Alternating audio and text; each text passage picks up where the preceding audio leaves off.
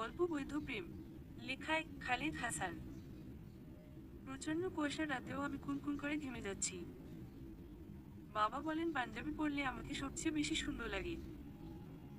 এই পোশাকটা নাকি আমাদের সংস্কৃতির অংশ। সংস্কৃতি চর্চায় কখনো নিজেকে মনোনিবেশ করিনি আমি। আজ পাঞ্জাবি পরে মনে হচ্ছে নিজের ওজন দ্বিগুণ হয়ে গেছে। ভেতরে দাবানল শুরু হয়ে গেছে। অন্যান্য দিন হলে কখনোই খুলে ফেলে দিতাম এই পাঞ্জাবি, কিন্তু আজকের দিনটা আমার জন্য একটু বিশেষ। যথাসম্ভব ভদ্রতা বজায় রাখার চেষ্টা করব আমি। এই বিশেষ দিনের ব্যাপার বলতে গেলে অনেক পুরনো ঘটনাবলী দিয়ে শুরু করতে হবে।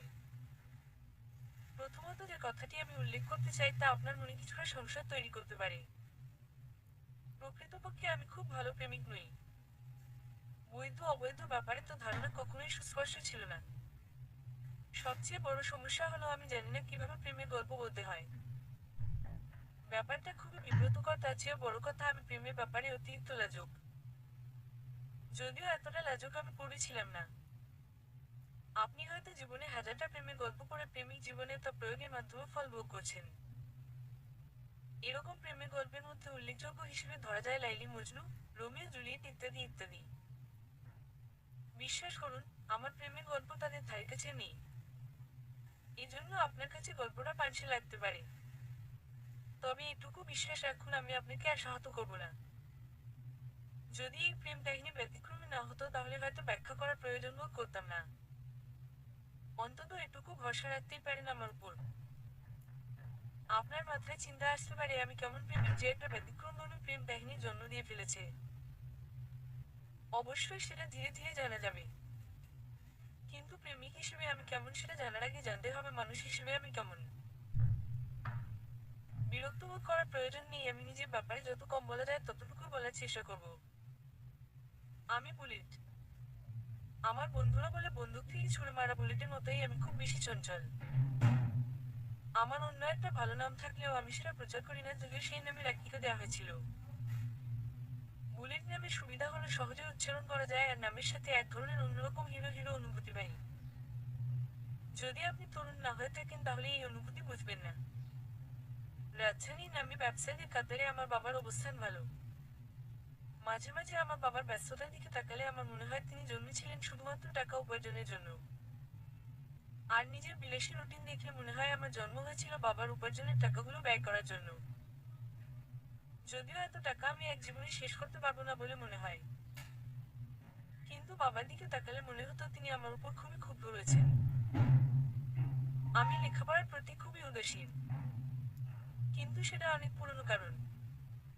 বাবা আমাকে নিয়ে খুবই দুশ্চিন্তায় ভোগেন। এলাকার মানুষরা বলে বড়লোকের ছেলেরা টাকা উড়াতে উড়াতে এভাবেই উচ্ছৃঙ্খল হয়ে যায়। এসব বলারও যথেষ্ট কারণ ছিল। স্কুল কলেজ ভালোই ভালো পার হয়ে গেলেও আমি সবচেয়ে বেশি উচ্ছৃঙ্খল হতে লাগলাম ভার্সিটি লাইফে। স্কুল কলেজে যে দুষ্টু পদবি পেয়েছিলাম তা ধীরে ধীরে অমানুষ পদবিতে রূপ নিতে লাগলো। বন্ধুরা নতুন নতুন মাদক দ্রব্যের সন্ধান দিত। সব ধরনের মাদক সেবনের অভিজ্ঞতা অর্জন করাটাই তখন নিত্যদিনের রুটিনে পরিণত হয়ে গেল। ধুলো ধুলো চোখ আর মাথায় ঝিমুনি না ধরলে আত্মা যেন পরিতৃপ্ত হতো না। একদিন দিনে দুপুরে নেশাগ্রস্ত হয়ে ফুটপাতে চায়ের দোকানি দায়ের উপর বাইক তুলে দিয়েছিলাম। আধাবয়স্ক লোকটার বাম পায়ের হাড় ভেঙে গিয়েছিল। হয়তো বড়লোকের ছেলে বলে সেদিন আমি গণপিটুনির হাত থেকে রেহাই পেয়েছিলাম। কেননা আমার বাবা ঘটনা শোনা মাত্রই সেই লোকের চিকিৎসার সমস্ত খরচ বহন করেছিলেন। আমার বাবা টাকা কামিয়ে শুধু যে নিজের জন্য সেই টাকা ব্যয় করেন তা নয়। তিনি যথেষ্ট দয়ালু মানুষ। বিভিন্ন সময় আমি তাকে মানুষের উপকার করতে দেখেছি। একজন নীরব সমাজসেবক বলতে পারেন। আমার বাবা এতদিন মানুষের উপকার করে যতটা সুনাম অর্জন করেছে হয়তো আমি তার থেকে বেশি বদনাম কামিয়ে দিয়েছি তাকে। এত কিছুর পরেও বাবা কোনোদিন আমার গালে একটা চড় পর্যন্ত মারেননি। হয়তো মা না থাকার এটাই আমার একমাত্র সুবিধা। দুর্ভাগ্যবশত আমি ছোট থাকতেই আমার মা আমাদের বিদায় জানান, অর্থাৎ পুরো পৃথিবীকেই বিদায় জানান। যেদিন সেই দোকানি দেওয়া বাইক গুটিয়ে দিয়েছিলাম সেদিন রাতে বাবা বাসায় ফিরল অনেক ক্লান্ত হয়ে। হাসপাতালে অনেক দৌড়াদৌড়ি করেছেন তিনি। আমি জানতাম আমার বাবার আগে মানুষ হলে তিনি আমার উপর কখনোই রাগ করবেন না। আসলেই তিনি তা করেননি। সেদিন রাতে বাবা আমার শয়নকক্ষে প্রবেশ করলেন একদম নীরবে। আমি তখন বিছানায় ল্যাপটপ নিয়ে ব্যস্ত হয়ে পড়েছি। বাবাকে দেখিয়ে পাশে থাকা সিগারেটের প্যাকেটটা কম্বলের তলায় লুকিয়ে ফেললাম।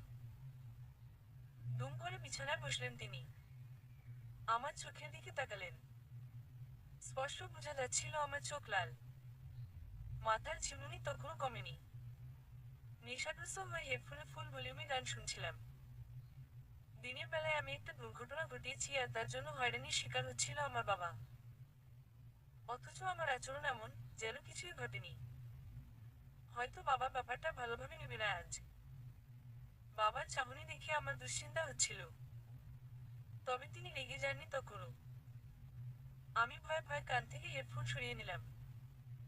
বাবা আমার চোখের দিকে তাকিয়ে শুধু প্রশ্ন করেছিল, যখন আমি বেঁচে থাকবো না তখন তুই কি করবি বাপ? বিশ্বাস করুন, প্রশ্নটা আমার মাথার উপর দিয়ে গিয়েছিল। এই সহজ প্রশ্নটা বোঝার ক্ষমতা তখনও আমার হয়নি। আমি বাস্তবতা থেকে অনেক দূরে অবস্থান করছিলাম। নেশায় বুধ হয়ে থাকা তরুণ বাবার করা প্রশ্নটা শুনে একটা ব্যাপারই কাজ করলো মাথায়।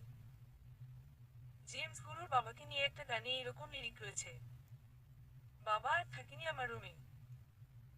তিনি উত্তর না নিয়ে চলে গেলেন আর আমি জেমসের সেই চমৎকার গানটা শুনতে আরম্ভ করলাম। যদিও সেই গানের মর্মার্থ বোঝার মতো জ্ঞান আমি তখনও অর্জন করিনি। প্রতিদিন বাইক হাঁকিয়ে ভার্সিটিতে প্রবেশ করতাম আমি। আমার উপস্থিতি টের পেয়ে আমার প্রিয় বন্ধুরা দূর থেকে ছুটে এসে ঘিরে ধরত। আমি তাদের জন্য অনেক খরচা করতাম। পকেটে হাজার হাজার টাকা থাকার কারণে আমি কখনো দমে যাই না। মাঝে মাঝে টাকার বান্ডিলের দিকে তাকালে মনে হতো সেই বান্ডিল আমাকে উপহাস করা, বলতো আমি ছাড়া তুমি কিছুই না বন্ধু, আমিই তোমার সব। তাতে কি আসে যায় আমার? পকেটে টাকা আছে তো দুনিয়া আমার সঙ্গে আছে। আমি যা ইচ্ছে করব। আমি এতটা জেদি ছিলাম যে কেউ আমার সাথে সাহস দেখিয়ে গলা উঁচু করে কথা বলতো না। বন্ধু বান্ধব তো বাদই দিলাম, প্রফেসররা যথেষ্ট দূরত্ব বজায় রাখতো আমার থেকে। সম্ভবত টাকাওয়ালা মানুষের সবাই একটু ভয় পায়। আমি ক্যাম্পাসে অনেক কিছু করতাম।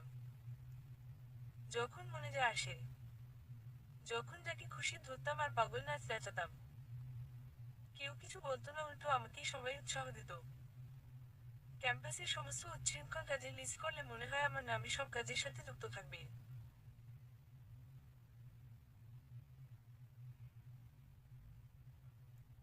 শুধু লেখাপড়াটাই করা হতো না, অথচ সেই কাজের জন্যই ক্যাম্পাসে যেতে হয়।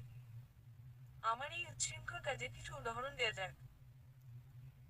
আশা করি ঘৃণা করবেন না। আমি এখন সর্বদাই ভালো মানুষ হওয়ার বাসনা করি। ক্যাম্পাসে প্রথম যেদিন বাইক হাঁকিয়ে প্রবেশ করলাম সেদিন কিছু ছেলে আমার বাইক ঘিরে ধরল। যদিও তখনও আমি জানতাম না তারা আমার সাথে মজা করছে। আমার মাথায় হাত বুলিয়ে দিয়ে মুচকি এসে তাদের মধ্যেই একজন বলছিল, প্রথম দিন নাকি? তোমাকে তো বরণ করতে এলাম। আমি রেগে গিয়ে পাল্টা প্রশ্ন করলাম, সমস্যা কি আপনাদের? আমার কথাকে পাত্তা না দিয়ে সবাই মিলে ধরে আমাকে বাইক থেকে নামালো। কেউ একজন দূরে একটা বুড়ো লোককে দেখিয়ে দিয়ে বলল, উই গেটম্যান দাদুকে দেখছো? তার লুঙ্গি ধরে টান দিবা, নইলে তোমার প্যান্ট খুলে নেব। অবশ্য এই কথা শুনে আমার মতো ছেলে একটু বিচলিত হবে না। আমি প্রচন্ড আগ্রহ নিয়ে বললাম, এটা তো কোনো ব্যাপারই না, কিন্তু এটা করলে আমি কি পাবো? উত্তরে তাদের মধ্য থেকে একজন বলল, তোমাকে আমরা সবাই গুরু মানব, ফুলের মালা দিয়ে বরণ করে নেব তোমাকে। এই কথা শোনা মাত্রই আমি গেটম্যান দাদুর দিকে যেতে লাগলাম। লোকটা বুড়ো হয়ে গেছে। সোজা গিয়ে দাদুর লুঙ্গি টেনে নিচে নামালাম। আশেপাশে যারা ছিল সবাই এই কাণ্ড দেখে চোখ বন্ধ করে ফেলল। লোকটার জন্য এই ব্যাপারটা যথেষ্ট অসম্মানে ছিল। যদিও আমি তার লুঙ্গি পুরোটা খুলতে পারিনি, তিনি তা হাত দিয়ে শক্ত করে ধরেছিলেন। আমি লোকটার সাথে শক্তি দিতে পারিনি। নিজের ইজ্জত বাঁচানোর যুদ্ধে লোকটা তার শরীরের সমস্ত শক্তি ব্যবহার করেছিল। এরপর আমি যখন তাকে ছেড়ে দিলাম তিনি আমাকে চড় মারার উদ্দেশ্যে সম্ভবত তেড়ে আসতে লাগলেন। কিন্তু কেউ একজন তাকে পেছনে থেকে টেনে ধরল। আর কি যেন কানে কানে বলল। সেদিন যদিও জানতাম না কি বলেছিল, তবে পরে জেনেছি। আমার বাবার নাম বলা হয়েছিল। বাবা স্থানীয় বড় ব্যবসায়ী হওয়ায় ভার্সিটির রাজনৈতিক কমিটিগুলোর সাথে উঠাবসা ছিল, তাই আমি সেদিন চড় খাইনি। এরপর আমি যখন ফুলের মালা গলায় নেবার জন্য আমার বাইকের দিকে ফিরে গেলাম, তখন কাউকে পেলাম না সেখানে। গিয়ে দেখলাম আমার বাইকের টায়ারে হাওয়া বের করে রেখে চলে গেছে সবাই। ব্যাপারটা যদিও মজার ছিল, কিন্তু আমি ব্যাপারটাকে সেদিন মজা হিসেবে নেইনি। ধীরে ধীরে আমি ভার্সিটিতে প্রভাব বিস্তার করেছিলাম। এরপর একে একে সবাইকে মার খাইয়েছিলাম। এই স্বভাবটা আমার স্কুল জীবন থেকেই ছিল। প্রাইমারি স্কুলে থাকাকালীন ক্লাসের অনেক বড় একটা ছেলে আমাকে একদিন থাপ্পড় মেরেছিল। সে সময় আমার গায়ে শক্তি ছিল না সেই ছেলের সাথে লড়ার মতো। পরের দিন বাবার পকেট থেকে একটা 500 টাকার নোট চুরি করে নিয়ে স্কুলে গিয়েছিলাম। এরপর সমস্ত ছোট্ট বন্ধুকে চকলেট খাইয়ে বলেছিলাম, ওই লম্বু বেটাকে কাবু করো তোমরা, তাহলে আরো চকলেট পাবা। আমার কথা মতো কাজ হয়েছিল সেদিন। সেদিন বুঝেছিলাম দুনিয়ার সমস্ত ক্ষমতা টাকাকে কেন্দ্র করে ঘুরপাক খায়। টাকার নেশাটা সেখান থেকেই শুরু। এরপর কত নেশা করলাম তার হিসাব নেই। এতটা উচ্ছৃঙ্খল হয়ে গিয়েছিলাম যে রাত দিন টহল করতে পারতাম না। বাবাকেও ভয় পেতাম না। যখন যা মাথায় আসতো তখন তাই করতাম। এত এত বড় নেশার পরে অবশেষে বুঝতে পারলাম সব নেশার বড় নেশাটাই আমার এখনো করা হয়নি। মেয়ের নেশা। এই নেশায় মগ্ন হওয়ার চিন্তাটা তখনই আমার মাথায় এলো যখন ভার্সিটিতে প্রথম বর্ষের সুন্দরী ছাত্রী শিলার চোখে চোখ পড়ল আমার। আহা কি রূপ সেই রমণীর! হেলে দুলে ক্যাম্পাসে প্রবেশ করত। চোখের সানগ্লাস আর গলায় পেঁচানো ওড়না যেন ছিল ছেলেদের হার্টবিট বাড়িয়ে দেওয়ার যন্ত্র। আর এক একটা চুলের ঝাপটায় যেন ছেলেরা বেহুশ হয়ে যায়। ক্যাম্পাসের অর্ধেক ছেলেই মনে হয় শিলার দিকে তাকিয়ে থাকতো যখন সে তার বাবার দামি গাড়ি থেকে নেমে গেট দিয়ে ক্যাম্পাসে প্রবেশ করত। পায়ের হাই হিলগুলো দেখে মনে হতো কখন যেন সে পড়ে যাবে। কিন্তু এমনটা ঘটে না। সে হেলে দুলে সুন্দরভাবে হেঁটে যেত। অনেক ছেলেই চাইতো মেয়েটা একটিবারের জন্য মাটিতে পড়ে যাক, তার দিকে হাত বাড়িয়ে দিব তুলে নেয়ার জন্য। কারো মনের আশা পূরণ হয়নি। যখন ক্যাম্পাসে সবার আকর্ষণের কেন্দ্রবিন্দুতে ছিল শিলা নামের মেয়েটি, তখন আমার চারপাশে ঘিরে থাকা বন্ধুরাও তাকে নিয়ে আলোচনা করত। তাদের কাছেই জানতে পেরেছিলাম মেয়েটা বিশাল বড়লোকের মেয়ে। এত বড়লোকের মেয়েকে প্রেম নিবেদন করবে কি? তার চাহনি দেখলেই সবাই বেহুশ হতো। তার সামনে দাঁড়াতে গেলে ছেলেদের শরীর কাঁপতে আরম্ভ করত। কিন্তু আমার মতো ছেলেদেরও কি এমন হতো? বলেছিলাম না, আমি এতটা লাজুক ছিলাম না। সম্ভবত আমি ছিলাম সেই সময় ক্যাম্পাসের সবচেয়ে বেহায়া ছাত্র। যখন কেউ সেই মেয়েকে প্রেম নিবেদন করার সাহস পাচ্ছিল না, তখন আমার বন্ধুরা আমার উদ্দেশ্যে উপহাস করে বলতো, বলে কি পাবে শিলার হৃৎপিণ্ডে বিঁধে যেতে। অনেকটা আত্মসম্মানের ব্যাপার হয়ে দাঁড়িয়েছিল কথাগুলো। সবাইকে দেখিয়ে দেওয়ার জন্যই আমি সেই নতুন নেশায় আসক্ত হবার জন্য পদার্পণ করলাম। কি মনে হয় তাকে প্রেমপত্র দিয়ে তার পিছনে ঘুরঘুর করে মন পাওয়ার চেষ্টা করেছিলাম? মোটেও না। আগেই বলেছিলাম, আমি খুব ভালো প্রেমিক নই। আমার মতো অভদ্র ছেলেকে নিয়ে এরকম চিন্তা করাটা তখনকার সময় অসম্ভব ছিল। আমি সোজা শিলার সামনে গিয়ে দাঁড়িয়েছিলাম। চোখ থেকে সানগ্লাস খুলে তাকে এক নজর দেখেছিলাম। মেয়েটা আমাকে আচমকা তার পথ আটকে দাঁড়াতে দেখে হতচকিত হয়েছিল।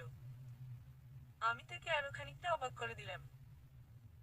তার হাতটা শক্ত করে ধরে হাঁটতে লাগলাম। মেয়েটা নিজের হাত ছাড়িয়ে নেওয়ার চেষ্টা করলো কিছু মুহূর্ত। কিছু মুহূর্ত পর সম্ভবত আগ্রহ হলো আমি কি করতে চাইছি তা পর্যবেক্ষণ করার জন্য। আমি মুখে একটা কথাও বলছিলাম না। শুধু হাত ধরে টেনে আমার বাইকের দিকে নিয়ে গেলাম। বাইকের কাছে নিয়ে যাওয়ার পর শিলার চোখে ইশারা করলাম।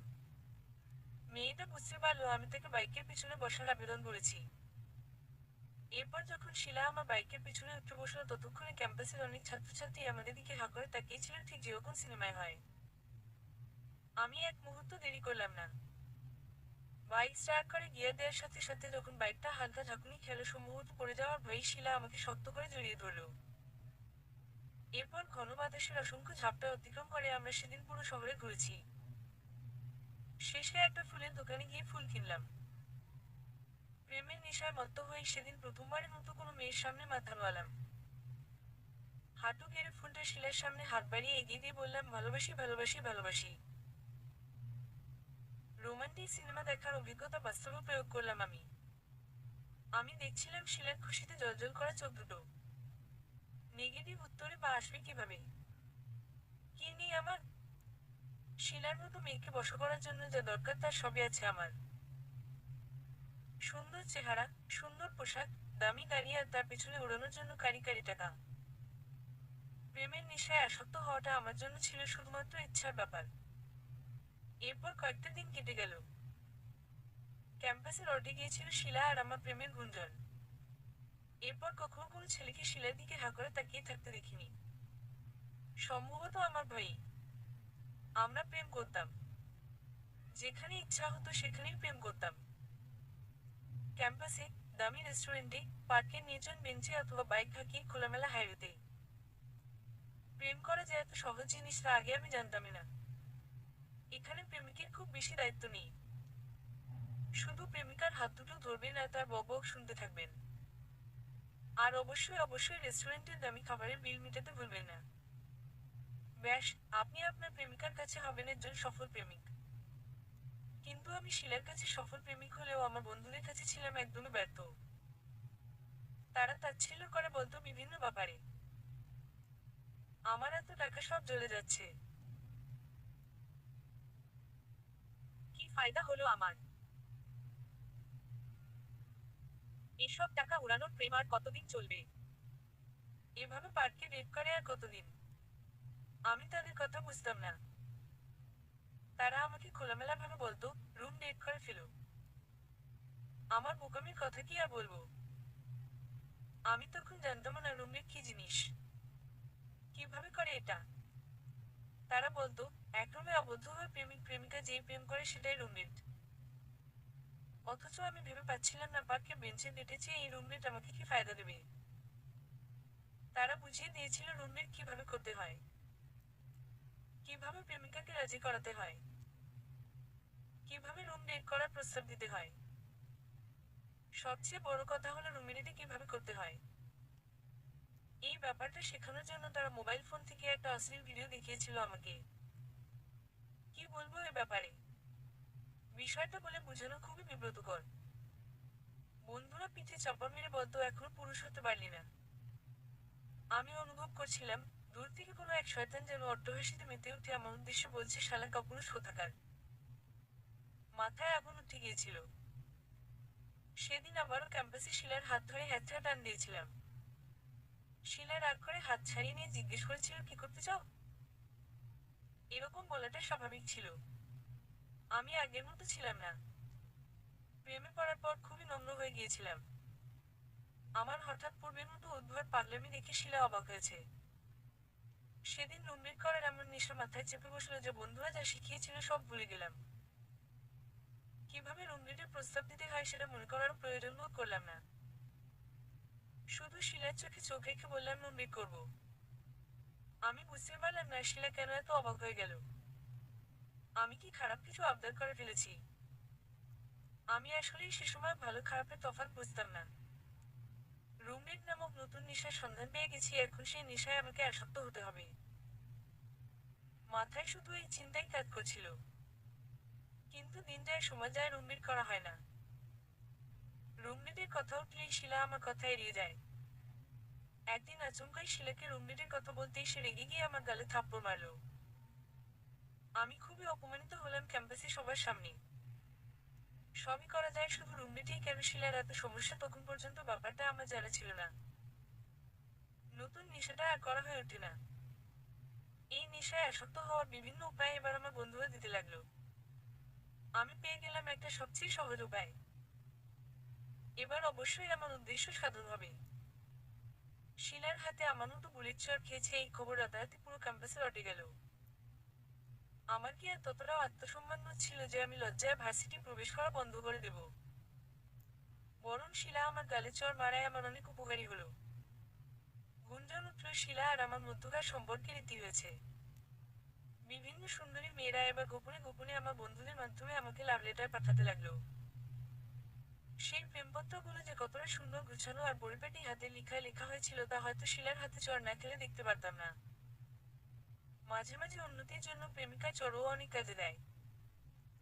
কিন্তু সবচেয়ে বড় কথা হলো শিলার সাথে আমার সম্পর্কের রীতি হয়নি। জাস্ট চর দেওয়ার জন্য তার সাথে কিছুদিনের জন্য আমার যোগাযোগ বন্ধ ছিল। আর এই সময়টাই ছিল আমার জন্য সবচেয়ে বড় সুযোগ। অধিকাংশ মেয়ে চায় তার প্রেমিক সুন্দর হোক, তার পরনের পোশাকে আভিজাত্য থাকুক, দামি গাড়ি থাকুক, কারি কারি টাকা থাকুক। এসবই তো আসল সুখের উপায়।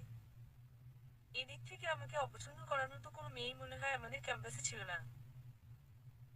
প্রেমপত্র প্রদান করা বিভিন্ন মেয়েদের থেকে সবচেয়ে সুন্দরী মেয়েটিকে আমি বাছাই করলাম। কেননা সুন্দরী জিনিসটা খুবই গুরুত্বপূর্ণ। আমার বন্ধুরা বলেছে প্রেমিকা যদি সুন্দরী আর আবেদনময় না হয় তবে রুমমেট করার আসল মজা পাওয়া যায় না। অনেক মেয়েই প্রেম নিবেদন করেছিল, করবেই বা না কেন। তারা সকলেই জানতো আমার মতো বুলেটের প্রেমিকা হওয়া মানে রাতারাতি রাজরানী হয়ে যাওয়া। শিলার পিছনে আমি এত এত খরচা করেছি যে কোনো স্বামী হয়তো তার 10 বছরের সংসারে নিজের বিয়ে করা বউয়ের পিছনে এতটা খরচা করার প্রয়োজন মনে করে না। দামি নেকলেস, দামি ঘড়ি, মোবাইল ফোন এগুলো তো ছিল সামান্য জিনিস। যাই হোক, এরপর যে সুন্দরী মেয়ের সাথে আমি প্রেমের সম্পর্কে জড়ালাম তার নাম ছিল জিসা। বলতে পারেন শিলার চেয়ে দ্বিগুণ সুন্দরী, অনেক বেশি স্মার্ট, শিলার থেকেও বেশি আবেদনময়ী। বন্ধুরা বলেছে রুমমেটের জন্য তাড়াহুড়া করা ঠিক নয়। সর্বপ্রথম উচিত প্রেমিকার সাথে ভালো সম্পর্ক গড়ে তোলা, ধৈর্য ধরে এগোতে হয়।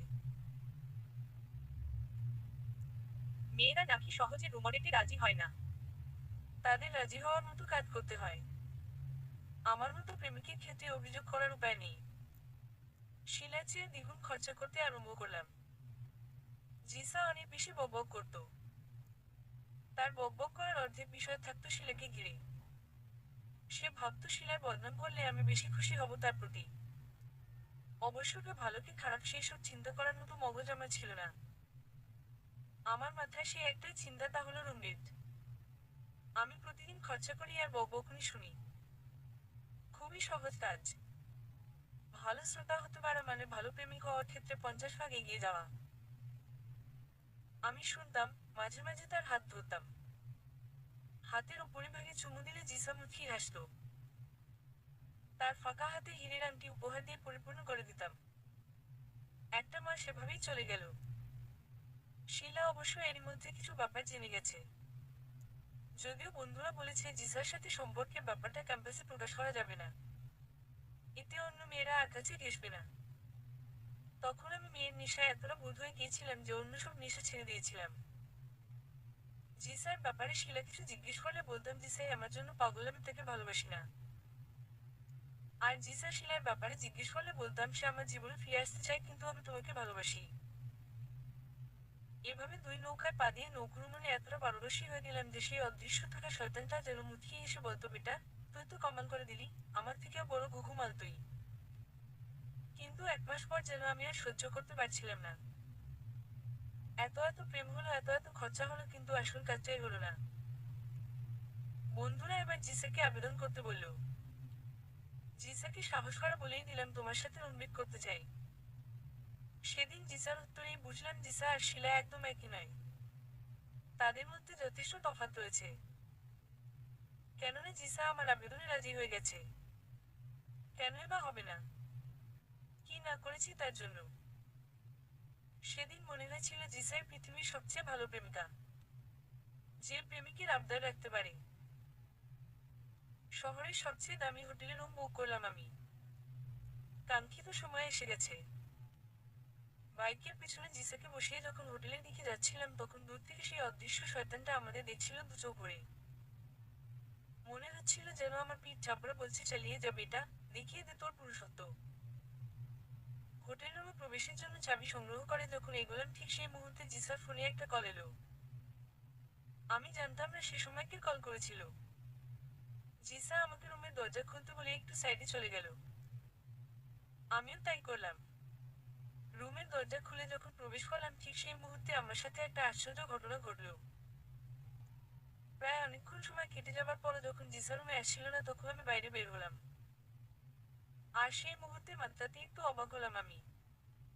করিডোরে দাঁড়িয়ে আছে আমার বাবা। জিসাকে কোথাও দেখতে পেলাম না। বাবাকে দেখিয়ে বলে উঠলাম, বাবা তুমি। বাবা কোনো উত্তর দেওয়ার প্রয়োজনও করলেন না, শুধু ইশারায় তার পিছনে অনুসরণ করতে বললেন। সোজা তার পিছনে পিছনে হোটেলের বাইরে এসে দেখলাম বাবা তার গাড়ি নিয়ে এসেছেন। দরজা খুলে দিয়ে বললেন, উঠে পড়ো। আমি বিরোধিতা করে বললাম, আমি বাইক নিয়ে এসেছি তো। বাবা প্রত্যুত্তর দিলেন, বাইকের চিন্তা তোমাকে করতে হবে না। অগত্যা বাবার উপদেশ মান্য করলাম আমি। গাড়িতে উঠে অস্বাভাবিক কিছু ঘটেনি। তখনও বুঝতে পারছিলাম না বাবা রেগে আছে কিনা। বাবা সোজা আমাদের বাড়ির দিকেই গাড়ি চালিয়েছেন। বাড়িতে পৌঁছানোর পর আসল ঘটনার সূত্রপাত হলো। আমি দেখলাম আমাদের বাড়িতে একজন অতিথি এসেছেন। অতিথি একজন আধাবয়স্ক মহিলা। এই মহিলাকে দেখেই আমার চেনা চেনা মনে হলো। সম্ভবত ছোটবেলায় আমি তাকে দেখেছিলাম। বাবাই মনে করিয়ে দিলেন, ইনি তোমার একমাত্র খালা। মা মারা যাবার পর হয়তো প্রথমবারের মতো আমাদের বাড়িতে কোনো মহিলার পদার্পণ হলো। আমাদের বাড়ির কাজে লোকগুলো পুরুষ মানুষ। সেই ভদ্রমহিলা যে আমার খালা, এটা বুঝলাম তার চেহারা দেখে। অনেকটা মায়ের মতো দেখতে। মায়ের একটা পুরনো ছবি আমাদের বাড়ির দেয়ালে টাঙানো ছিল। মহিলা সেরকমই অনেকটা। মহিলা হিজাব পরেছেন, শুধু মুখশ্রী খানায় দেখা যাচ্ছে। চেহারার বলিরেখা দেখেই আধাবয়স্ক হিসেবে আন্দাজ করেছিলাম।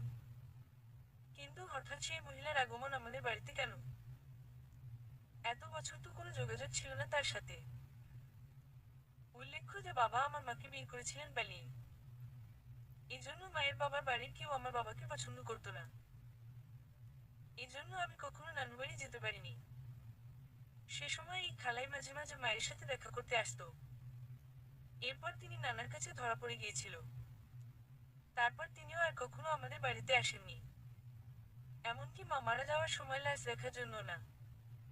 শুনেছি নানাজান খুব কঠোর মানুষ ছিলেন ধার্মিক দিক থেকে। পালিয়ে বিয়ে করাকে তিনি খুবই খারাপ চোখে দেখতেন। তবে আমার নানা নানি এখন কেউ বেঁচে নেই। থাকলে হয়তো আমাকে খারাপ চোখেই দেখতেন। আমি যে সম্প্রতি তৈরি হওয়া সফল প্রেমিক। খালা আমাকে দেখামাত্র আমার হাত ধরে চোখে জল ফেলতে লাগলেন। আর বলতে থাকলেন, কত বড় হয়ে গেছিস বাপ, সেই কত ছোট্ট থাকতে তোকে দেখেছিলাম।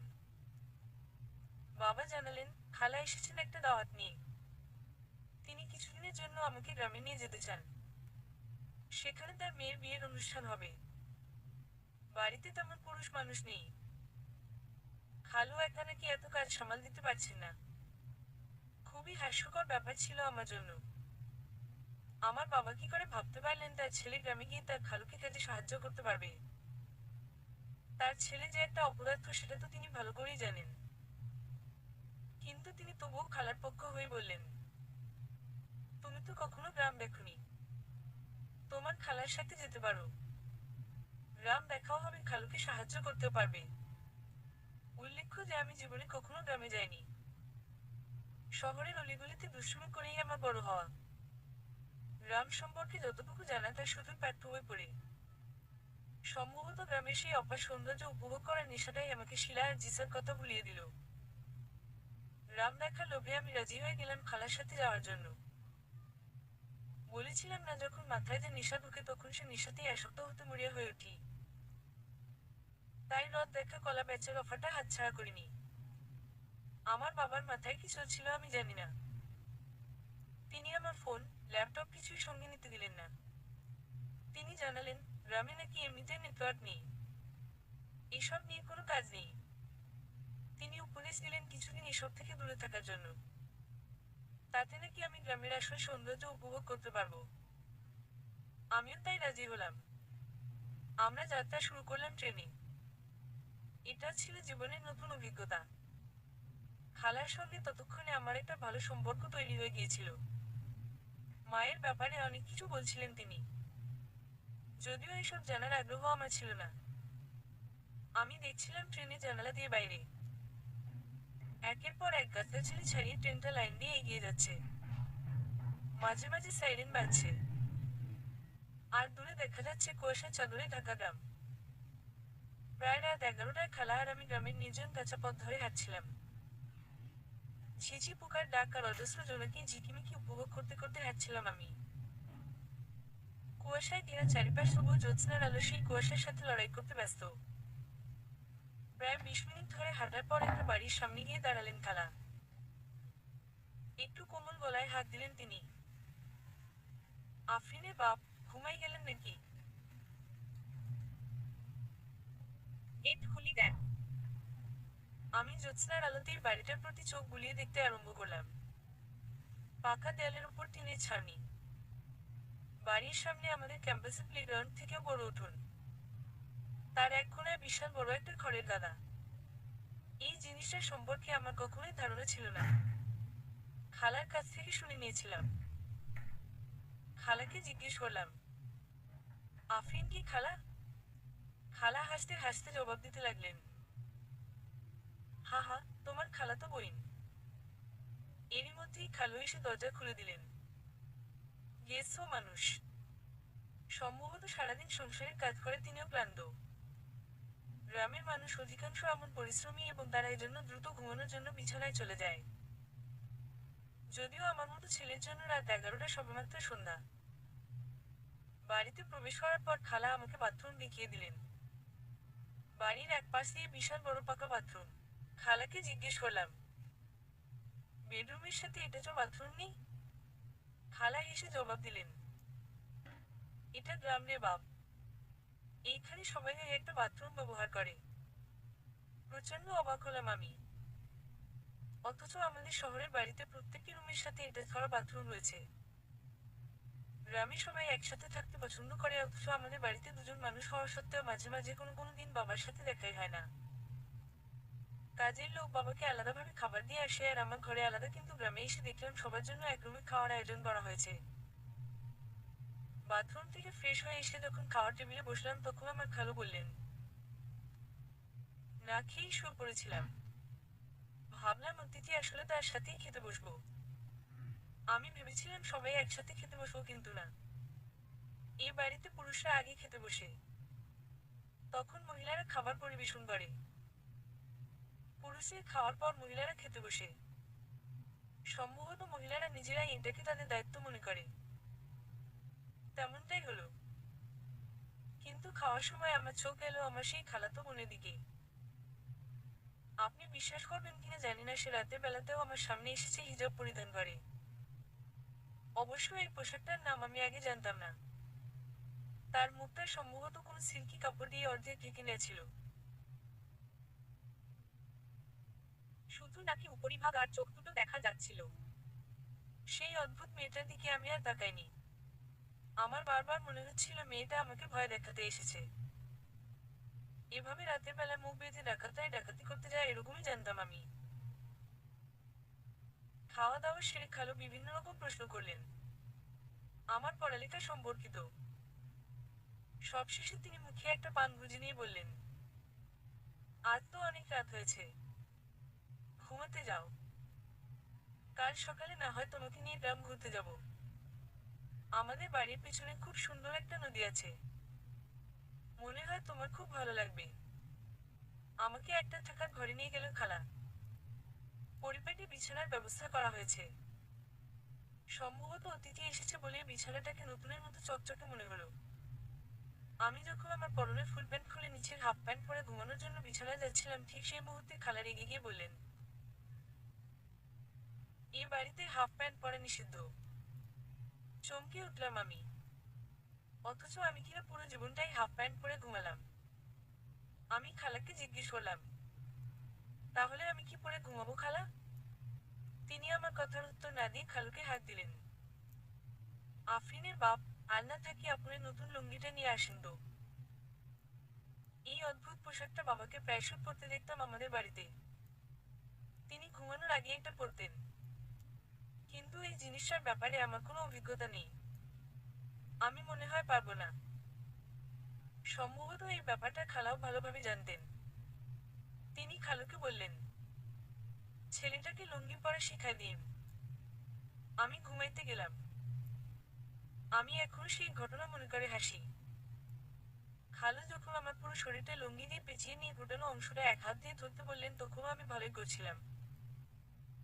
এরপর তিনি সেই গুটানো অংশটা দাঁত দিয়ে কামড়ে ধরতে বললেন। অবাক হলাম আমি। তিনি বললেন, এবার হাফ প্যান্ট খুলে ফেলো। চমকে উঠলাম আমি। মনে হচ্ছিল আমাকে উলঙ্গ করার পায়তারা চলছে। মুখ থেকে লুঙ্গির গোছা পড়ে গেল। খালু আবারও সযত্নে সেটা পূর্বের মতো করে দিলেন। এরপর শিখিয়ে দিলেন কিভাবে প্যান্ট চেঞ্জ করে লুঙ্গি পরতে হয়। ভালোই করলাম আমি। প্যান্টটা খুলে যাওয়ার পর সহজ একটা কাজ করতে হয়। কামড়ে ধরে রাখা গুছাটা দুই ভাগে বিভক্ত করে নিয়ে দুই প্রান্ত গুঁজে দিতে হয়। ব্যাস, আমি হয়ে গেলাম শুদ্ধ বাঙালি পুরুষ। এরপর কম্বলের ভেতরে প্রবেশ করলাম আমি। বিশ্বাস করুন, সেই রাতে আমি ঘুমোতে পারিনি। মনে হচ্ছিল যেন বাঙালি হওয়াটা পৃথিবীর সবচেয়ে কঠিন কাজ। সবচেয়ে হাস্যকর ব্যাপার হলো সকালে উঠে আমি দেখেছিলাম লুঙ্গির গোছার গুঁজে দেওয়া অংশগুলো খুলে গেছে। তবে ছাত্র হিসেবে আমি ততটাও খারাপ ছিলাম না। খালু যেভাবে শিখিয়ে দিয়েছিলেন সেভাবেই তাকে পূর্বের মতো করে নিয়েছিলাম। সকালে ঘুম থেকে উঠলাম পাখির কিচিরমিচির আর বাড়ি জুড়ে হাঁস মুরগির চেঁচামেচি শুনি। আর উঠেই দেখলাম রাতে দেখা সেই হিজাব পরিহিত মেয়েটি উঠোনে উনুনের পাশে বসে আছে খালার সাথে। মেয়েটাকে অদ্ভুত লাগছিল আমার, এজন্য যে সে সবসময় তার মুখ ঢেকে রাখত। মাথায় প্রশ্ন আসতে লাগলো, একটা মেয়ে কিভাবে এত অদ্ভুত প্রকৃতির হয়। ক্যাম্পাসের মেয়েরা সবসময় আমার পেছনে ঘুরঘুর করত। আমার সাথে বাক্য বিনিময় করতে চাইত। চোখে চোখ পড়লে মুচকি হাসি দিত। অথচ এই মেয়েটা এখন পর্যন্ত আমার দিকে একবারের জন্য তাকায়নি। একবারের জন্য মুখের ওড়না সরায়নি। এসবই যেন আমার মাথা ব্যথার কারণ হয়ে গেল। খালুকে দেখলাম তিনি গবাদি পশু নিয়ে অনেক ব্যস্ত। খালা রান্নায় ব্যস্ত। আর আমার সেই খালাতো বোন ব্যস্ত তরকারি কাটতে। সবাই কিছু না কিছু কাজে সবসময় ব্যস্ত। খালা আমার উপস্থিতি দেখে বলল, রান্না প্রায় শেষের পথে। তুমি হাত মুখ ধুয়ে বড় ঘরের ডাইনিং টেবিলে যাও। আমি তাই করলাম। কিছুক্ষণ পর খাওয়া দাওয়া চলছিল। খাবার সময় আমি মনে মনে আলী চাচাকে গালি দিচ্ছিলাম। আলী চাচা হলো আমাদের বাড়ির পোষা বাবুর্চি। এই খাবার খাওয়ার পর মনে হচ্ছিল আলী চাচা পৃথিবীর সবচেয়ে খারাপ বাবুর্চি। বাকওয়াজ রান্না করে সে। খালার কাছে তার ট্রেনিং নেওয়া দরকার। অবশ্যই অবশ্যই শহরে গিয়ে আলী চাচাকে এই বাড়িতে খালার কাছে পাঠাবো, যেন তিনি নতুনভাবে রান্নার উপর 1 মাসের একটা কোর্স কমপ্লিট করতে পারেন। খাওয়া শেষে আমি বাড়ির বাইরে বের হলাম। বিশাল বড় খেলার মাঠের মতো আঙ্গিনার এক কোণায় দাঁড়ালাম। লুঙ্গির গোছাটা বারবার আলাদা হয়ে আসছিল। খুবই বিব্রত বোধ করছিলাম আমি। সেই মুহূর্তে পেছনে থেকে খালু এসে অনুমতি চাইলেন। তোমার লুঙ্গির গোছা কি শক্ত করে দেবো বাবা? আমি বললাম, আমি শিখে গেছি খালু। নিজেই পারবো। আমার সমস্যাটা লুঙ্গি নিয়ে নয়। আমার সমস্যাটা আপনার মেয়েকে নিয়ে। হ্যাঁ বুঝেছি, কি নিয়ে সমস্যা তোমার? নিশ্চয়ই তোমার খালা বলেছে আমার মেয়ের বিয়ে। আর এখানে এসে দেখছো বিয়েবাড়ি নেই, তাই তো? আসলে খালু, বিয়েবাড়ি সম্পর্কে আমার কোনো ধারণা নেই। বাবা আমাকে কখনোই কোনো বিয়ে বাড়িতে নিয়ে যাননি। আবার কখনো নিয়ে যেতে চাইলেও আমি আগ্রহ দেখাইনি। আমার সমস্যা হলো আপনার মেয়ের এইরকম অদ্ভুত আচরণ নিয়ে। সে কেন সবসময় তার মুখ ঢেকে রাখে? খালু একটা মুচকি হাসি দিয়েছিল। আমি তখন জানতাম না আমার প্রশ্নটা কতটা বোকামি ছিল। তিনি জানালেন, এটাকে পর্দা বলে বাবা। মেয়ে যুবতী হয়েছে, আর বাড়িতে একটা যুবক ছেলে এসেছে, পর্দা তো মানতেই হবে। পর্দা, এটা কি জিনিস? আচ্ছা, তোমাকে আমার মেয়েকে দেখে খুবই অদ্ভুত মনে হয়? হ্যাঁ, অনেকটাই।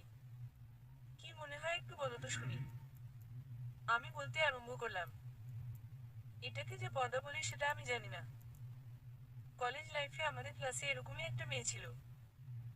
ক্লাসে সবাই খুবই স্মার্ট ছিল সেই মেয়েটি ছাড়া। কারোর সাথে তেমন একটা কথা বলতো না। সেও এরকম পর্দা করত। মেয়েটার প্রতি আমার ভীষণ আগ্রহ জন্মালো। সে কেন মুখ ঢেকে রাখে? প্রশ্নটা মাথায় ঘুরপাক খাচ্ছিল। বন্ধুরা মিলে ঠিক করলাম মেয়েটার মুখোশ খুলে দেব। যে ভাবা সেরকমই কাজ। ক্লাস শেষে বন্ধুরা মিলে মেয়েটাকে অনুসরণ করতে লাগলাম। ঠিক যে সময় খেয়াল করলাম আমরা একটা নির্জন রাস্তা দিয়ে হাঁটছি আর রাস্তায় কে নেই, ঠিক সেই সময় আমি মেয়েটার উপর আক্রমণ করলাম। উদ্দেশ্য একটাই, তার মুখের কাপড়টা সরিয়ে তার মুখ দেখব। ঠিক তাই হলো। মেয়েটা আমাদের দেখে চিৎকার করার সাহস পাচ্ছিল না। আমি তার মুখ থেকে কাপড় টান দিলাম। এটুকু বলে খেয়াল করলাম খালু যেন উৎসুক হয়ে তাকিয়ে আছেন আমার দিকে। আমি থেমে যেতেই তিনি প্রশ্ন করলেন, এরপর কি হলো? আমি জীবনে প্রথমবারের মতো ভূত দেখেছিলাম সেদিন। কি? না, সেই সময় অবশ্য এমনটাই মনে হয়েছিল। কারণ তার মুখ সাধারণ কোনো মেয়ের মতো ছিল না। বিকৃত একটা চেহারা। এরপর কয়েকদিন তার চেহারা দুঃস্বপ্ন হয়ে আসতো। আমি রাতে ঘুমাতে পারতাম না। পরে আমার বন্ধুদের থেকে জানতে পেরেছিলাম সেই মেয়েটির মুখ নাকি অ্যাসিডে পুড়ে যাওয়া ছিল, যার কারণে তার মুখের এই অবস্থা। ইস, খুবই অন্যায় হয়েছে। সত্যিই তাই। রাতে ভূতের ভয় ঘুম না আসলে কি যে অশান্তি হয়, উফ। আমি তোমার কথা বলিনি বাবা। মেয়েটার সাথে ভীষণ অন্যায় হয়েছে এটাই বলেছি। হোয়াট? সেটা কেন বলবেন? কেন? ও তোমার বোঝার ক্ষমতা হয়নি এখনো। এখন তুমি কি মনে করো আমার মেয়েরও পর্দার আড়ালে অ্যাসিডে পুড়ে যাওয়া মুখ রয়েছে? আমার তো তাই মনে হয়। আমি এই কথাটা বলেছিলাম এই কারণে যে সেই অ্যাসিডে ঝলসানো মুখ দেখার পর থেকে আমি ভাবতাম যারা পর্দা করে তাদের প্রত্যেকেই মুখের অবস্থা একই। কেননা পর্দা সম্পর্কে জ্ঞান আমার তখনও ছিল না। কিন্তু খালু আমার ধারণা ভুল আখ্যাত করে জানালেন, আমার মেয়ে সেই কাপড়ের আড়ালে তার মূল্যবান সম্পদ রক্ষা করে। আমি অবাক হয়েছিলাম খালুর উত্তর শুনে। মাথায় ভূত চেপেছিল দেখার জন্য পর্দার আড়ালে সেই মেয়েটি কি এমন মূল্যবান সম্পদ রক্ষা করে চলেছে। খালুজান বললেন, চলো তোমাকে গ্রামটা ঘুরিয়ে দেখাই। কিন্তু আমার ইচ্ছে হলো না খালুকে বিরক্ত করার। তিনি যথেষ্ট ব্যস্ত মানুষ মনে হচ্ছিল। তাছাড়া একজন আধাবয়স্ক মানুষের সাথে হেঁটে বেড়ানোর ইচ্ছে আমার ছিল না। তাই আমি খালুকে জানলাম আমি একাই ঘুরতে বের হব। তিনি আমাকে পথ বলে দিলেন। বাড়ির পিছনে আবাদি জমি কিছু পাড়ি দিলে নদী পাওয়া যাবে। আমি খালুর বলে দেওয়া পথ ধরলাম। গ্রামের ক্ষেতের ধারে মাথার পড়া কৃষকেরা আমার মতো আগন্তুককে তখন দেখছিল হা করে তাকিয়ে। কেননা আমি জুতো পরে সাথে লুঙ্গি পরেছি। সম্ভবত লুঙ্গির সাথে দামি ব্র্যান্ডের জুতো এই গ্রামের কেউ কখনো পরেনি, তাই ব্যাপারটা অদ্ভুত ছিল। আমি একদম নদীর ধারে গিয়েছিলাম। জেলেরা মাছ ধরতে ব্যস্ত ছিল। মাঝিরা খেয়া পারাপার করছিল। কি সেই অপরূপ সৌন্দর্য! কুয়াশা ধীরে ধীরে বিলীন হয়ে যাচ্ছিল। পাখি উড়ছিল। শহরের মতো গাড়ির হর্ন নেই, ধুলোবালি নেই, ময়লার স্তূপ নেই। ছিল শুধু হিম করে দেয়া বাতাস আর উষ্ণ রোদ্দুর। আমি প্রাণভরে উপভোগ করছিলাম আর অভাববোধ করছিলাম একটি ক্যামেরার। একটি ক্যামেরা থাকলেও এই দৃশ্য আমি ধরে রাখতে পারতাম আজ। কিন্তু বাবা কেন মোবাইল ফোন নিয়ে আসতে দিলেন না তা আমি জানি না। নদীর পাড়ে ফুটে থাকা কাশফুলের অরণ্য থেকে আমি অনেকগুলি ছিঁড়ে নিলাম। এর পেছনে উদ্দেশ্য ছিল একটাই। তখনও জানতাম না এই উদ্দেশ্য সাধারণ কোনো উদ্দেশ্য নয়, এক মস্ত বড় পাপ। কিন্তু আমার পেছনে থাকা অদৃশ্য শয়তানটা যেন বিদ্রুপ করে বলছিল, তুই যে ইচ্ছাটাই করতে পারিস, ভয় পাবি না, সংশয় রাখবি না, যা খুশি কর। আর আমি সেই শয়তানের প্ররোচনায় সিদ্ধান্ত নিলাম আজ রাতে প্রবেশ করবো আফরিনের ঘরে। দেখবো সে পর্দার আড়ালে কি এমন সম্পদ লুকিয়ে রাখে। দেখবো সে কোন সম্পদের জন্য আমার সামনে অহংকারী হয়ে যায়। তখন শুধু অপেক্ষা ছিল রাত হবার। আগের দিনের মতোই রাত হলো। খাবার খাওয়ার পর যখন খালু ঘুমোতে গিয়েছিল আমি প্রস্তুতি নিচ্ছিলাম আফরিনের ঘরে প্রবেশের। কাশফুলের একটা গোছা সঙ্গে নিয়ে প্রবেশ করলাম আমি আফরিনের ঘরে। দরজা খোলাই ছিল। সম্ভবত সে তখন তার সেই হিজাব নামক পোশাকটি খুলতে যাচ্ছিল। আমার উপস্থিতি টের পেয়ে গেল মেয়েটা। নিশ্চুপ দাঁড়িয়ে রইল দেয়ালে পিঠ ঠেকিয়ে। সে নড়াচড়া করছিল না। আমি ধীরে ধীরে তার দিকে এগিয়ে যাচ্ছিলাম। যতই এগোচ্ছিলাম ততই মনে হচ্ছিল আফরিন তার মাথা নিচু করছিল। আমার দিকে চোখ তুলে তাকাচ্ছিল না। আমি প্রয়োগ করলাম নারীদের হৃদয় হরণ করার সেই শক্ত পদ্ধতি। হাঁটু গেড়ে কাশফুলের গোছাটা হাত বাড়িয়ে সামনে ধরে বললাম, আমার প্রেমিকা হবে? ফুলের গোছা নাও আর পর্দা সরাও। আমি তোমাকে দেখার জন্য ব্যাকুল হয়ে আছি। কিন্তু আমার বন্ধুদের বলে শক্ত হাতিয়ার এখানে বিন্দুমাত্র কাজে লাগলো না। অথচ এভাবে আমি শিলা আর জিসার মতো মেয়েকে সহজেই কাবু করে ফেলতে পারি। আমার উদ্দেশ্য সফল হলো না। আফরিন আমার দিকে ফিরে তাকায়নি। আমি জিজ্ঞেস করলাম, তুমি কি আমার কথা শুনতে পাওনি? আফসোস, কোনো প্রত্যুত্তর পাইনি আমি। ভীষণ অবাক হয়ে গিয়েছিলাম। কোন পাথরে তৈরি তার হৃদয়, যে হৃদয় আমার মতো বুলের বিঁধে যেতে পারছে না। ফুলের গোছাটা সেই ঘরেই ফেলে দিয়ে বের হলাম আমি। নিজের শোবার ঘরে গিয়ে ভাবতে লাগলাম, সত্যিই কি তবে গ্রামের মেয়ে আর শহরের মেয়ের তফাৎ রয়েছে? কিন্তু আমি তো এই গ্রামেরই অনেক মেয়েকে হিজাব ছাড়া দেখেছি, যারা আফরিনের মতো সবসময় মুখ ঢেকে রাখে না। তবে কি আফরিনের ভেতরে অন্য কোনো সমস্যা রয়েছে? আমার বোধ বুদ্ধি এতটাই কম ছিল যে আমি ভিন্ন কিছু ভেবে বসলাম। খালু বলেছিল তার মেয়ের হিজাবের আড়ালে অ্যাসিডে ঝলসানো মুখ নেই। তবে কি তার মেয়ের বোবা কালা? হয়তো বোবা কালা বলেই সে নিজেকে এভাবে ঢেকে রাখে। এমনই অদ্ভুত চিন্তা মাথায় এসেছিল আমার। আর আমি তৈরি করে ফেলতে লাগলাম আমার পরবর্তী পরিকল্পনা। প্রেমপত্র। হ্যাঁ, যেহেতু মেয়েটা কানে শুনে না এবং কথা বলতে পারে না, সেহেতু নিশ্চয়ই সে আমার চিঠি পড়তে পারবে।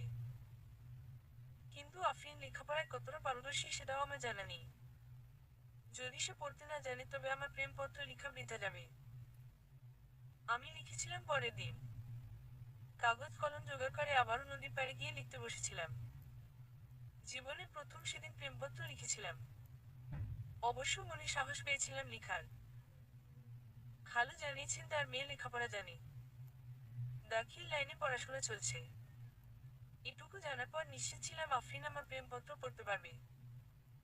কিন্তু এতটাই বোকা ছিলাম যে জিজ্ঞেস করতে ভুলে গিয়েছিলাম সে বোবাকালা কিনা।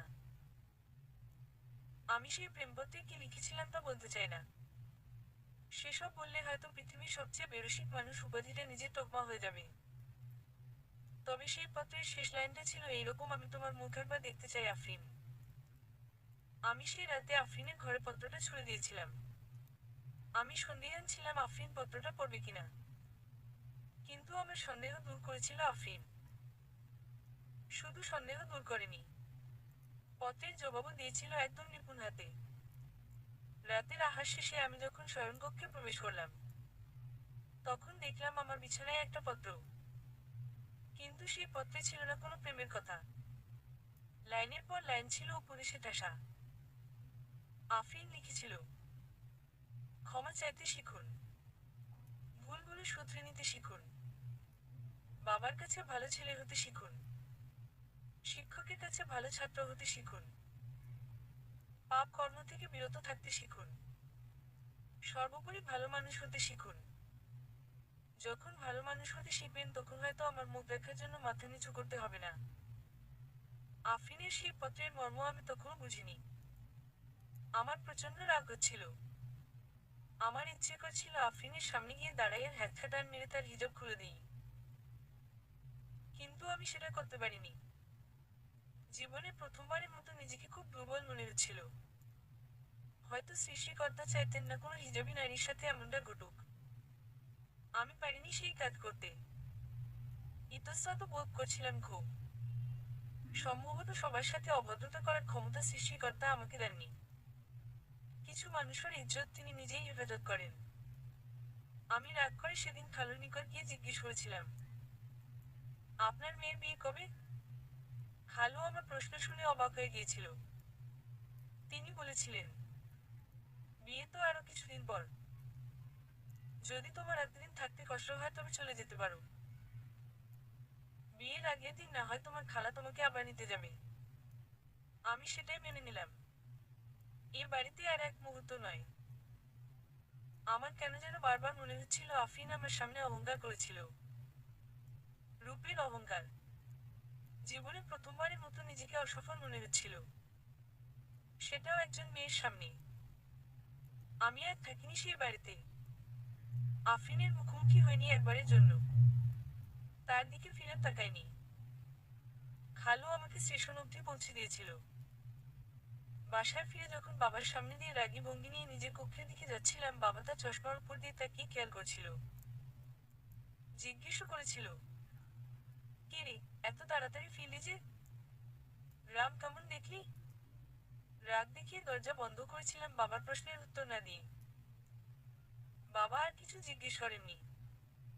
তার মাথায় সম্ভবত ভিন্ন কোনো চিন্তা ঘুরছিল। পরের দিন যখন ক্যাম্পসে যাচ্ছিলাম তখনও আমার কেমন যেন লাগছিল। মাথায় সারাক্ষণ আফরিনের চিন্তা আসছিল। তার সেই পত্রের উপদেশগুলো বারবার চোখের সামনে ভাসছিল। আমি সন্দেহ করতে শুরু করেছিলাম, সেই মেয়েটা কি সত্যিই আমাকে পত্র দিয়েছিল নাকি আমার উপর জাদুটনা করেছিল। মাথায় কেন বারবার তারই চিন্তা আসছে? শুধু বারবার আফরিনের হিজাবের আড়ালে থাকা মুখটাই আমার মাথায় আসছিল। হিজাবের আড়ালে কি লুকিয়ে রেখেছে আফরিন? কেন সে তা লুকিয়ে রাখে? আমাকে তা দেখাতেই বা এত কেন সমস্যা তার? বিশ্বাস করুন, সেদিন শিলা বা জিসাকে নিয়ে কোনো চিন্তা আসছিল না মাথায়। মাথায় শুধু একজনই ঘুরছিল, আফরিন। আমার মনে হচ্ছিল আমি আফরিনের কাছে হেরে গিয়েছি। তখনও মাথায় একটাই জেদ ছিল, আমি আফরিনের মুখ দেখবই দেখব। আগেই বলেছিলাম, যখন যে নেশায় আসক্ত হওয়ার বাসনা জাগে তখন আমি আর থামি না। চিন্তা করতে করতে যখন আমি ক্যাম্পসে গিয়ে অতিক্রম করতে যাচ্ছিলাম তখনই আমার চোখ চলে গেল গেটম্যানের দিকে। বুড়ো লোকটা আমাকে দেখে মাথা নিচু করে ফেললে সাথে সাথে। আমি অবাক হলাম। সেই যে তার লুঙ্গি ধরে টান দিয়েছিলাম, এরপরের দিন থেকে তার দিকে ফিরে তাকানোর প্রয়োজন হয়নি। আজ কেন যেন হঠাৎ তার দিকে তাকালাম। আর সেই বুড়ো লোকটার মলিন চেহারা দেখে আমার মনে হচ্ছিল লোকটা আমার প্রতি অনেক বেশি অসন্তোষ। কিন্তু সেই অসন্তোষই সে লুকিয়ে রাখার চেষ্টা করে যাচ্ছে প্রতিনিয়ত। আমি বাইক থেকে নেমে গেলাম। হাঁটতে লাগলাম বুড়ো লোকটার দিকে। সে আমাকে তার দিকে আসতে দেখে নিজের কোমরের বেল্ট শক্ত করে বেঁধে নিচ্ছিল। সম্ভবত নতুন দুর্ঘটনার আভাস পাচ্ছিল। আমি তার সামনে গিয়ে দাঁড়ালাম। আচমকাই যখন আমি তার হাত দুটো ধরে ফেললাম সে চমকে উঠল। আমি তাকে আরো অবাক করে দিয়ে বলেছিলাম, তোমার সাথে অনেক অন্যায় করেছি দাদু। তুমি এই কলেজের সবচেয়ে প্রবীণ ব্যক্তি। তোমার সাথে অভদ্রতা করা আমার উচিত হয়নি। আমাকে কি ক্ষমা করবে না তুমি? সেই গেটম্যান যাকে আমি খুবই সামান্য মানুষ ভাবতাম, সে মুহূর্তের মধ্যেই আমার কাছে অসামান্য হয়ে উঠল যখন আমি তার চোখে জল দেখতে পেলাম। বুকে জড়িয়ে নিল আমাকে আর কাঁদতে কাঁদতে বলতে লাগলো, ধুর পাগল, তোদের মতো নাতিদের বাদরামি সহ্য করার ক্ষমতা আছে বলেই তো এখনো এই ক্যাম্পাসে পড়ে আছি। আপনি বিশ্বাস করবেন কিনা জানি না, আজ সেদিনের মতোই ক্যাম্পাসের সমস্ত মানুষের দৃষ্টি আমাদের দিকে ছিল। তবে সেদিনের মতো কেউ নিজের চোখ ঢেকে ধরেনি। গেটের পাশেই একটা ছোট্ট শেল্টার রুম, যেখানে গেটম্যান দাদু রাত কাটায়। আমাকে সেখানে নিয়ে গেল দাদু। চোখের পানি মুছে বলল, সেদিন তো দোষটা আমারই ছিল। নবীন বরণ উদযাপনের জন্য নির্ধারিত সময়ের অনেক আগেই ছাত্ররা চলে এসেছিল। আর আমার ডিউটির সময় তখন শুরু হয়নি। ছুটবুট পরে আগেভাগে রেডি হলে তুই আমার কিচ্ছু করতে পারতিস না। হা হা হা। আমিও হেসেছিলাম তার কথায়, তবে উচ্চস্বরে নয়। আমার মনে হচ্ছিল আমি জীবনে প্রথমবার ওর কথা এতটা মনোযোগ দিয়ে শুনছিলাম। জিজ্ঞেস করেছিলাম, তুমি তো বুড়ো হয়ে গেছো দাদু। চাকরির বয়স শেষ, এখনো এই চাকরি করছো কেন? ওরে পাগল, আমি সেনাবাহিনীতে ছিলাম। সেখানেও হরহামেশাই এই কাজ করতাম। রিটায়ার করার পর বুঝলাম আমি বাসায় বসে থাকতে পারবো না। তাই এইখানে চাকরিটা নিয়ে নিলাম। যতদিন শরীরে জোর আছে ততদিন মনে হয় এই কাজ থেকে আমি দূরে থাকতে পারবো না। অবাক হয়েছিলাম আমি। আগেকার যুগের মানুষের কাজের প্রতি কতই না ভালোবাসা। তিনি আমাকে আরো বললেন, ভাই রে, তোর বাপ অনেক নামকরা মানুষ। তার মান সম্মানে আঘাত হয় এমন কাজ করিস না। লোকটা সমাজে মুখ দেখাতে পারবে না। আমি জানি না তিনি এই কথাটা কেন বলেছিলেন। হয়তো আমাকে ভিন্নভাবে বোঝানোর চেষ্টা করেছিলেন। আমি ঘুরে ফিরে আফরিনের কথা প্রতিরূপ খুঁজে পাচ্ছিলাম তার কথায়। কারণ আমার বাবার অসম্মান হয় এমন কাজ আমি বহুবার করেছি। হয়তো আমাকে ভালো হওয়ার উপদেশ দিচ্ছিলেন তিনি। সেদিন আমি সত্যিই অনেক কিছু শিখেছিলাম। আমি শিখেছিলাম ক্ষমা চাইতে। শিখেছিলাম সম্মান দিয়ে কিভাবে সম্মানের বিনিময় করা যায়। যে ব্যক্তি প্রতিটা দিন আমাকে ঘৃণা করত, সেই ব্যক্তির প্রতি ক্ষমা প্রার্থনা করে আজ আমি তার প্রিয় পাত্র। তাহলে আমি কি সত্যিই ভালো মানুষ হতে পারবো? এই ঘটনার পর আমার মাথায় যে নতুন নেশা চেপে বসলো, তার নাম ভালো মানুষ হব। জীবনের এতদূর পার করার পর আমি প্রথমবারের মতো বুঝতে পারলাম আমার সারা জীবনটা ভুলে ভরা। আপনি কি ভাবছেন আমি ভালো হতে পারবো কিনা? একদম সহজ উত্তর হলো, ভালো হওয়া দুনিয়ার সবচেয়ে সহজ কাজ। এইখানে আপনার দায়িত্ব খুবই স্বল্প। খারাপ হওয়ার জন্য আমি অনেক কিছু করেছি। নেশাপানি, মেয়ের প্রতি আসক্তি, অভদ্রতা, এই সব কিছুর পিছনে আমি যত টাকা উড়িয়েছি সেই টাকাগুলো আমাকে খারাপ বানিয়ে দিল। অথচ যেদিন থেকে আমার এইসব বাজে কাজে খরচা করা বন্ধ করলাম, সেদিন থেকে আমি যেন ভালো মানুষ হয়ে উঠেছিলাম। সেদিন থেকে বুঝতে শিখলাম ভালো হতে পয়সা লাগে না। এটা শুধুমাত্র আপনার ইচ্ছার ব্যাপার। সেদিনের পর থেকে শিলা আর জিসা আমার কাছে খুব বেশি গেছিল না। হয়তো আমি ভালো হয়ে যাচ্ছি বলে তাদের অনেক আবদার পূরণ হবে না এই ভেবে। বন্ধুরা অবাক হয়ে জিজ্ঞেস করেছিল, তুই কি আমাদের সেই বুলেট যাকে আমরা চিনতাম? আমি মুচকি হেসে জবাব দিয়েছিলাম, আমার নাম বুলেট নয়, আমার নাম বুলবুল আহমেদ। আমার বাবার দেয়া নাম, যেটা রাকিকা দেয়া রয়েছে। বন্ধুরা অবাক হয়েছিল। সেই সাথে অবাক হয়েছিল আমার পিছনে অনুসরণকারী সেই শয়তান। পাগলের মতো চিৎকার করে সে বলছিল, তুই পাগল হয়ে গিয়েছিস, তোকে কে বশ করেছে? তুই এমনটা করতে পারিস না। বিশ্বাস করুন, সেই শয়তানের কথায় আমি কর্ণপাত করিনি। ধীরে ধীরে আমি এতটা পরিবর্তন হয়ে যেতে লাগলাম যে ক্যাম্পাসে আমাকে নিয়ে সবার ধারণা পরিবর্তন হতে লাগলো। কেউ কেউ বলেছিল আমার উপর জিন আছর করেছে। জিন ছেড়ে দিলে আবারও আগের মতো হব। কেউ কেউ বলেছিল আমাকে রিহাব সেন্টারে পাঠিয়েছিল আমার বাবা। কেউ কেউ বলেছিল আমি পুলিশের ডলা খেয়েছি। কিন্তু তাদের একটা কথা সঠিক ছিল না। আমি তো শুধু আফরিনের কাছে নিজেকে জেতানোর জন্য তার উপদেশগুলো অনুসরণ করছিলাম, আর সেই উপদেশ মানতে গিয়ে আমি বারবার অবাক হচ্ছিলাম। কতই না ভুলে ভরা জীবন ছিল আমার।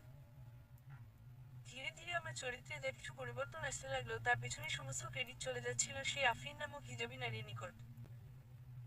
আমি অনুভব করছিলাম সেদিন একজন হিজাবি নারীর ক্ষমতা কতটা হলে আমার মতো ছেলেকে পরিবর্তন করে ফেলতে পারে। শুধুমাত্র তার লিখে দেওয়া কয়েকটা উপদেশ আমার জীবনটা আমূল পরিবর্তন করে দিল। সম্ভবত সৃষ্টিকর্তা নিজেই চেয়েছিলেন এভাবেই আমার হেদায়েত হবে। এরপর একদিন রাতে আফরিনের কথা প্রচন্ড মনে পড়ছিল আমার। কারণ সেই রাতে বাবার সাথে খেতে বসেছিলাম। বাবা আলী চাচাকে বলছিলেন, তোর হাতে রান্না ভালো লাগে না। বাড়িতে একটা স্ত্রীলোক না থাকলে খাবার খেয়ে তৃপ্তি হয় না। আমি বুঝেছিলাম বাবার ইশারা। তিনি একটা বৌমা চাইছেন। প্রায় একটা মাস কেটে গেছে। আমার কান্না আসতে লাগলো। এতদিনে নিশ্চয়ই আফরিনের বিয়ে হয়ে গেছে। কিন্তু তার বিয়ে হয়ে গেল, অথচ আমাকে খালাখালুনিতে এলো না। হয়তো আমার মতো অভদ্র ছেলে তাদের প্রয়োজন হবে না কখনো। তবুও আমি শেষ চেষ্টা করতে চাচ্ছিলাম। আমি সন্দিহান ছিলাম আমার পরবর্তী জীবন নিয়ে। জিসা আর শিলার সাথে আমার সম্পর্ক আগের মতো নেই। যোগাযোগ অনেক কমে গিয়েছে। তবুও আমি সম্পর্কের শুরুতে তাদের মিথ্যা আশা দিয়েছিলাম। আমি তাদের বলেছিলাম তাদেরকে আমি বিয়ে করে বউ বানাবো। সম্ভবত এসব প্রতিশ্রুতি দিয়েই মেয়েদের সাথে উন্মেষ করতে হয়। বন্ধুরা এভাবেই সবকিছু শিখিয়ে দিয়েছিল। এখন আমি তাদের পিছনে খরচা করি না। হয়তো সেজন্যই তাদের সাথে এত দূরত্ব। শেষবারের মতো তাদের সাথে যোগাযোগের ইচ্ছে হলো। শিলাকে ফোন দিলাম আমি। সে ফোন রিসিভ করতেই বলে উঠলাম একদম আতঙ্কিত কণ্ঠে, শিলা, বাবা হার্ট অ্যাটাক করেছেন। আমাদের ব্যবসায় এতটা লস হয়েছে আর এত এত ঋণের বোঝা এসে গেছে যে বাবা দুশ্চিন্তায় অসুস্থ হয়ে গেলেন। আমাকে সাহায্য করো প্লিজ। বাবার চিকিৎসার জন্য কিছু টাকা লাগবে আমার। শিলার আগে কণ্ঠে উত্তর দিয়েছিল, তো আমাকে কেন ফোন দিয়েছ? তুমি যে তলে তলে জিসার সাথে চক্কর চালাতে, তা আমি জানতাম। তার কাছেই সাহায্য চাও। যত টাকা তো তার পিছনেই ঢেলেছ এতদিন। আমাকে ফোন দিয়ে বিরক্ত করবে না ছিটার কোথাকার। শিলার ফোন রেখে দিয়েছিল। বিশ্বাস করুন আমি একটু বিচলিত না হয়ে জিসাকে ফোন দিয়েছিলাম। তাকেও একই কথা বললাম। আর সে বলল, আসলে আমার কাছে এত টাকা নেই। তাছাড়া আমি ততটা বড়লোকের মেয়ে নই তুমি যতটা ভাবো। শুধু তোমার সাথে রিলেশন করার জন্যই বড়লোকই ভাব নিতাম। আমাকে মাফ করে দিও বুলেট। ও সরি তুমি তো এখন বুলবুল। যাই হোক, মাফ করিও। কারণ তোমার সাথে রিলেশন রাখা সম্ভব নয়। অনেকদিন থেকে কথাটা বলবো ভাবছিলাম। আমি অন্য কাউকে ভালোবাসি। ভালো থেকো বুলবুল।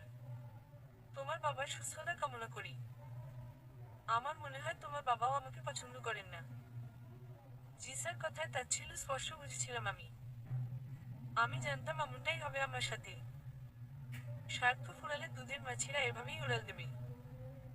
আমি শিখেছিলাম সেদিন। অনেক কিছু শিখেছিলাম। সেদিন বুঝেছিলাম আমার বাবার বলা সেই প্রশ্নের মর্ম। তিনি আমাকে জিজ্ঞেস করেছিলেন যখন আমি বেঁচে থাকবো না তখন তুই কি করবি বাপ। আমি সেই প্রশ্নের উত্তর খুঁজে পেলাম।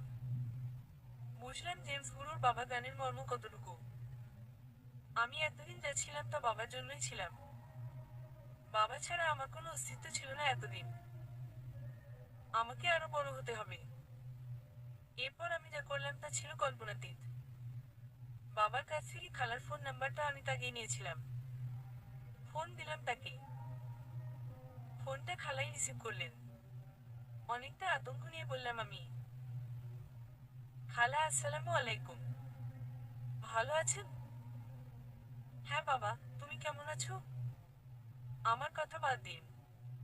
আফরিনের কি বিয়ে হয়েছে? বিয়ের আগে তো তোমাকে নিয়ে আসবো বলেছিলাম। প্লিজ খালা আফরিনকে ফোনটা দিন। আমি তার সাথে কথা বলতে চাই। মাফ করো বাবা। আমার মেয়ে এভাবে কোনো প্রাপ্তবয়স্ক পুরুষ মানুষের সাথে কথা বলে না। খালা, এটা আমার জীবন মরণের ব্যাপার। একবার ফোনটা দিন। আমার অনুনয়ের খালা বুঝতে পেরেছিল আমি নাছোড়বান্দা। তিনি অবশেষে আফরিনের কানে ফোনটা দিয়েছিলেন আর আমি চিৎকার করে বলছিলাম, বাবা ভীষণ অসুস্থ হয়ে গেছে। আমার অনেক টাকা লাগবে বাবার চিকিৎসার জন্য। আমি খুব বিপদে পড়েছি আফরিন। আমাকে সাহায্য করো। আমার কথা শুনে মুহূর্তে আতঙ্কিত হয়ে গিয়েছিল আফরিন। আতঙ্কিত কণ্ঠেই বলছিল, কি বলছেন এসব? খালু কোন হসপিটালে আছেন? জলদি ঠিকানা বলুন আমি সবাইকে নিয়ে আসছি। কিন্তু আমার কাছে শুধু 30,000 টাকা জমানো রয়েছে। এটুকুতে হবে না? আমি প্রথমবারের মতো আফরিনের কণ্ঠ শুনেছিলাম। কি যে মধুর সেই কণ্ঠ। কতটা বিনয়ী সুর সেই কণ্ঠনালী জুড়ে। অবাক হয়েছিলাম তার সহানুভূতি দেখে। যে কেউ চাইবে এমন মেয়ের সাথে বাকি জীবনটা নির্বিঘ্নে কেটে যাক। কি প্রয়োজন তাকে খুব বেশি আতঙ্কিত করার? তবে আর অল্প একটু আতঙ্কিত করতেই আফরিনকে বলেছিলাম, তোমাকে আসতে হবে না আফরিন। কাল বাবাকে নিয়ে আমি চলে আসবো তোমার কাছে। হ্যাঁ বাবা তারপরের দিন ঠিকই আফরিনকে দেখতে গ্রামের উদ্দেশ্যে পাড়ি দিয়েছিলেন আমাকে সঙ্গে নিয়ে। আর আমি সম্মুখীন হয়েছিলাম এক লুকানো ঘটনার। আমাকে ভালো পথে নিয়ে আসার জন্য এসব কিছুর পরিকল্পনা করেছিলেন আমার বাবা নিজেই। তিনি চাইলেই আমাকে কোনো সংশোধন কেন্দ্রে পাঠাতে পারতেন। কিন্তু তিনি তা করেননি। তিনি চেয়েছিলেন তার ছেলে ভালো পথে ফিরে আসুক, সেই সাথে বুঝতে শিক্ষক কেমন মেয়ে তার জীবন সঙ্গী হিসেবে বেছে নেওয়া উচিত। তাই তো তিনি আমার উপর গোপনে নজরদারি করতেন। ঠিক যেই মুহূর্তে আমি মেয়ের নেশায় আসক্ত হয়েছিলাম তখন বাবা আমার ব্যাপারটা গুরুত্ব সহকারে নজরদারি শুরু করেছিলেন। এরপর যেদিন জিসাকে নিয়ে হোটেলে গিয়েছিলাম সেদিন বাবাই জিসাকে ফোন দিয়ে চলে যেতে বলেছিল। অথচ এত কিছু আমি একটুও জানতাম না। মূলত আফরিনের সঙ্গে আমার বিয়ের পাকা কথা অনেক আগেই হয়ে গিয়েছিল। আমি সেদিন ভাবাচাকা খেয়েছিলাম আমার বাবার বুদ্ধি দেখে। অথচ আমি কিনা ভাবতাম আমার বাবা আমাকে নিয়ে একটুও ভাবেন না। তিনি সবসময় ব্যস্ত থাকেন তার ব্যবসা নিয়ে। মূলত বাবারা হলেন একদম নীরব অভিভাবক। আমি সেদিনও খুঁজছিলাম আফরিনের মুখটা। কিন্তু সে তবুও দেখা দেয়নি। শোবার ঘরে শুধু একটা চিরকুট রেখে গিয়েছিল। যাতে লেখা ছিল এতই যখন প্রেম উতলে উঠেছে তবে আরেকটু সবুর করলে ক্ষতি কি। কদিন পর যখন আমাদের প্রেম বৈধতা পাবে তখনই না হয় সমস্ত প্রেম প্রদর্শন করবেন। তাই এই মুহূর্তে আমার চেহারা দেখার জেদ না দেখানোই ভালো হবে। আমি আফরিনের কথা মেনে নিয়েছিলাম। এতদিন যে অবৈধ প্রেমের পিছনে আমি সময় নষ্ট করেছি তার জন্য এখন অনুশোচনা হচ্ছিল আমার।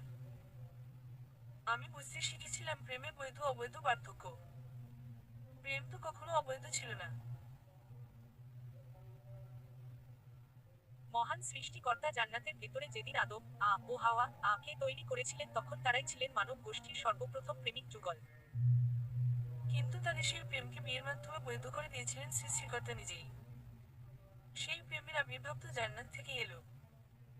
কিন্তু শয়তানের প্ররোচনায় মানুষ সেই প্রেমের অবৈধতা প্রদানে ব্যস্ত হয়ে পড়ল।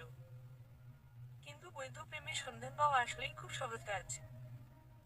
এই যে এখন আমি বৈধ প্রেম করার অপেক্ষায় আছি, একটা পাঞ্জাবি আর পাগড়ি পরে।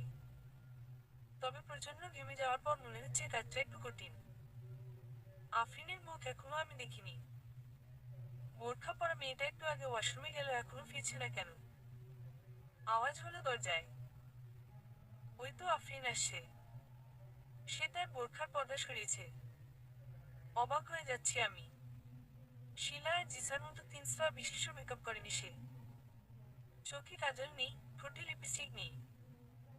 কালো চুলে রং লাগিয়ে ধূসর বাদামিও করেনি সে। এটাই কি তবে আসল সৌন্দর্য? এতদিন তবে মিথ্যা বানোয়ার সুন্দরের পিছনে পড়েছিলাম আমি। কতই না বোকা ছিলাম আমি।